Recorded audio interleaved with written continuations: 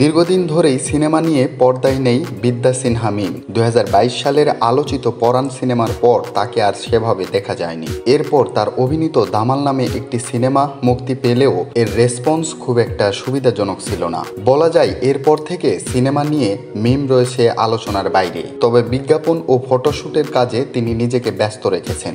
এ দুটি কাজ নিয়ে খবরের শিরোনামও হয়েছে, কিন্তু এর মাঝে আর নতুন সিনেমায় যুক্ত হওয়ার খবর দেননি এই অভিনেত্রী। সর্বশেষ দ্বিগুণতে ফুলের আগুন নামে একটি সিনেমার শুটিং করেছেন তিনি। শহীদ বুদ্ধিজীবী শহীদুল্লাহ কায়সারের জীবন নিয়ে নির্মিত এই সিনেমায় তিনি অভিনয় করেছেন পান্না কায়সারের চরিত্রে।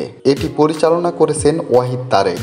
দেশের রাজনৈতিক পট পরিবর্তনের ঘটনার পর সিনেমাটি কবে মুক্তি পাবে বা আদৌ পাবে কিনা এ নিয়ে রয়েছে সংশয়। মিম বলেন, সিনেমাটির শুটিং শেষ, কিছু প্যাচ ওয়ার্কের কাজ বাকি আছে, সেগুলো আগামী 16 ও 17 জুলাই করা হবে। সেজন্য প্রস্তুতিও নিচ্ছি, তারপরই পুরো কাজ সম্পন্ন হবে। এ নিয়ে প্রত্যাশার কথা জানিয়ে অভিনেত্রী বলেন, সিনেমাটি নিয়ে অনেক বেশি আশাবাদী, তাই মুক্তির অপেক্ষায় রয়েছি। অনেক সুন্দর একটি গল্প, প্রত্যাশা করছি দর্শকরা প্রেক্ষাগৃহে এসে দেখবেন। অর্থাৎ এই সিনেমা দিয়ে আবারও ক্যামেরার সামনে দাঁড়াচ্ছেন অভিনেত্রী।